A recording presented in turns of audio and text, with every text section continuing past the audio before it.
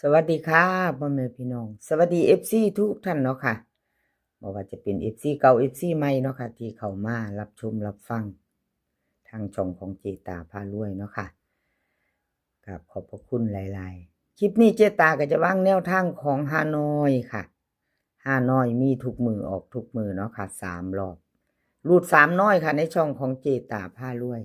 เห็นอยู่นี่จะเป็นประวัติของเจ๊ปากแดงเด้อค่ะเป็นวันที่7ของหมู่บ้านนี่เนาะค่ะเจ๊ปากแดงFC มีไผใดไผตามน้ำเพิ่นบ่น้อค่ะถ้าได้ก็ดีใจน้ำค่ะถ้าไผมานน้ำเจ๊ปากแดงรูด3น้อยเป็นหมู่บ้านนี่เนาะค่ะเพิ่นเข้าไปรอบนึงค่ะเจ๊ปากแดงรอบ VIP เนาะค่ะ885เข้าไปตัวเน้นตัวเจาะพร้อมค่ะตัววงกลมให้พร้อม85เนาะเข้าไปตรงๆ2ตัวบนค่ะเข้าไป85เข้าไป1รอบเนาะล่าง96ค่ะล่าง96 VIP เจ๊ปากแดงค่ะใครจะตามต่อมื้อนี้ค่ะเตรียมแคปหน้าจอเนาะ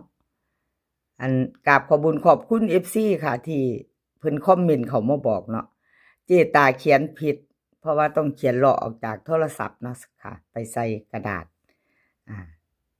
ว่าอันรอบพิเศษปกติ VIP แม่นบ่เจ๊ตาไปเขียนผิดอันของเจ๊ปากแดงวันที่6เพิ่นเข้าไป93เนาะ FC คอมเมนต์เข้ามาอันเจ๊ตาของเจ๊ปากแดงเข้าไปอยู่93ว่าซั่นเจ๊ตาเขียนผิดค่ะกราบขอโทษขออภัยหลายๆขออภัยเจ๊ปากแดงเนาะไปอันเว้าในคลิปว่าของเพิ่นบ่เข้าวันนี้แหมแล้วก็กราบขอบคุญขอบคุณ FC หลายๆเด้อค่ะกราบขอบพระคุณเป็นอย่างสูงที่บอกมาเนาะค่ะมีหยังที่เจ๊ตาอันเฮ็ดผิดพลาดไปเนาะค่ะในคลิปที่เขียนผิดเว้าผิดเนาะค่ะก็กราบขอโทษขออภัย FC หลายๆติเพื่อก่อติมาได้แนะนำมาได้เนาะค่ะบ่เป็นหยังเจตาน้อมรับคำติชมค่ะกราบขอบพระคุณหลายๆเอามาเบิ่งแนวทางใหม่ค่ะก็เว้าถึงอันวันที่6ที่เจตาเว้าอันเขียนผิดไปเนาะพี่น้องก็ต้องเว้าให้เข้าใจเนาะกราบขอบคุญขอบคุณ FC เพิ่นนำพร้อมค่ะผู้เพิ่นติดตามผู้เพิ่นเข้ามารับชมรับฟังกราบขอบพระคุณหลายๆเจ๊ปากแดงค่ะเจ๊ปากแดงรูด3น้อยค่ะ3น้อยก็จะมีรอบพิเศษ5:30ปกติ6:30 VIP 1:30เด้อค่ะรูด3น้อยในช่องเจตามี4เซียนคือเก่าค่ะเจ๊ปากแดงอสมใจแนวทางพ่อกิ่งเจตาพารวยค่ะ4เซียนชอบของผู้ใดก็ท่าจัดของผู้นั้นเนาะค่ะมาเบิ่งของเจ๊ปากแดงก่อนค่ะมาก่อนเพื่อนเจ๊ปากแดงเนาะค่ะรูด3น้อยวิ่งรูดเพิ่นให้7กับ5ค่ะ7กับ6เบิ่งดูพี่น้อง7กับ6คักๆไปว่า7กับ5พะนะ2ตัวค่ะ75 74 68 67เบิ้ล77กับ66ค่ะ3ตัว2หาง768 667วิ่งรูดค่ะ7กับ6วงกลมเด่นเท่ากันค่ะ7กับ6เด่นเท่ากันเจปากแดงให้มา75ค่ะกับ68วงกลมให้เน้น2หางเนาะค่ะ4ตัว4หางเน้น2หาง3ตัวค่ะเพิ่นเน้นหางเดียว7 6 8ฮานอยค่ะมีทุกมือออกทุกมือแคปหน้าจอไผจะลุ้นกับเจ๊ปากแดงเนาะค่ะครับขอบคุญขอบคุณเจ๊ปากแดงหลายๆค่ะที่ให้แนวทางมาวางทางช่องเนาะค่ะครับขอบพระคุณเป็นอย่างสูงสมใจค่ะต่อมาสมใจสมใจนี่หลุดไปหลุดต้องงวดหลายงวดแล้วค่ะชัดเจนหลุดก็คือหลุดเนาะกับขอโทษขออภัยสมใจเพิ่นหลุดไปวันที่7ค่ะหลุดไปไม่เข้าเนาะบ่มาและหลุด3น้อยหลุด3น้อยก็บ่มาขอโทษขออภัยสมใจหลายๆค่ะ มาไปตามไม้มือนี้วันที่8รูด3น้อยค่ะของอสมใจ5กับ8ค่ะ5กับ8เพิ่นรูดวิ่งรูดค่ะ2ตัว4หางค่ะ58 59 84 83เบิ้ลค่ะ55 88 3ตัวค่ะ584 559วิ่งรูด5กับ8เด่นทอกันค่ะวงกลมให้เด่นทอกัน2ตัว2หางค่ะ59กับ84 559ค่ะ3ตัวเน้นหางเดียวค่ะกับขอบคุญขอบคุณอสมใจค่ะที่ให้แนวทางมาว่างทางช่องของเจตาครับขอบพระคุณหลายๆแคปหน้าจอค่ะเราไปต่อแคปหน้าจอแล้วไปต่อ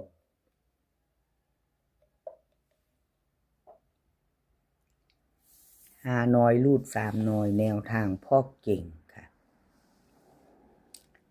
แนวทางพ่อเก่งเขาตาบิ่งรูดเนาะค่ะ2ตัวจับคู่ไม่มา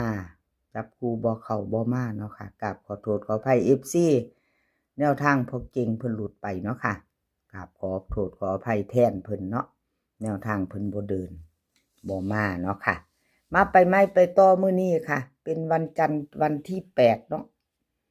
FC เป็นวันที่8แล้วค่ะชอบกระจัดขัดกับพานเนาะ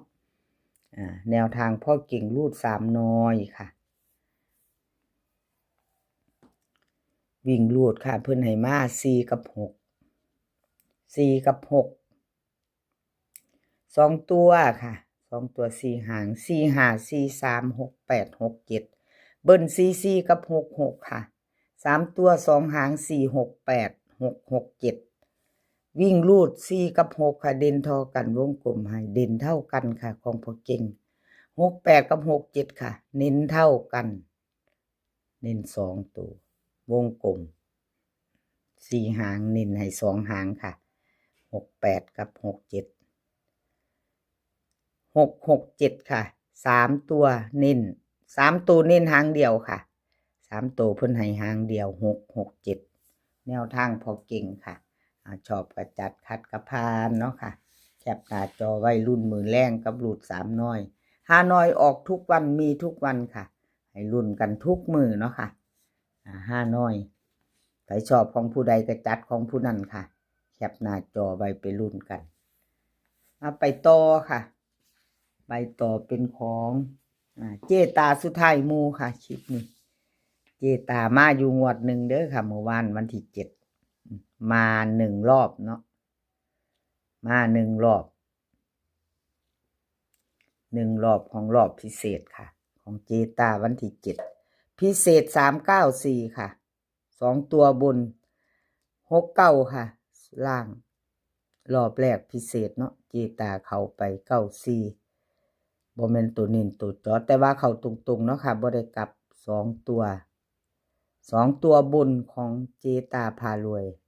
คัน FC ได้ตามโชคดีก็ดีใจนํเนาะค่ะคันใดเนาะคันยังบ่ทันใดก็มาไปใหม่ไปต่อมื้อนี้ค่ะไปต่อมื้อนี้คัน FC ยังบ่ทันใดของวันที่7มื้อวานนี้กับเจตาเนาะมาไปใหม่ไปต่อค่ะ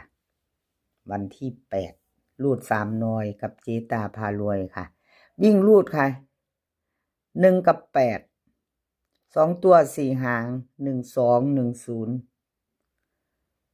8 2 8 3เบิ้ล11กับ88ค่ะ3ตัว1 8 2 8 1 0ค่ะวิ่งรูด1กับ8เด่นทอกันค่ะเจตาให้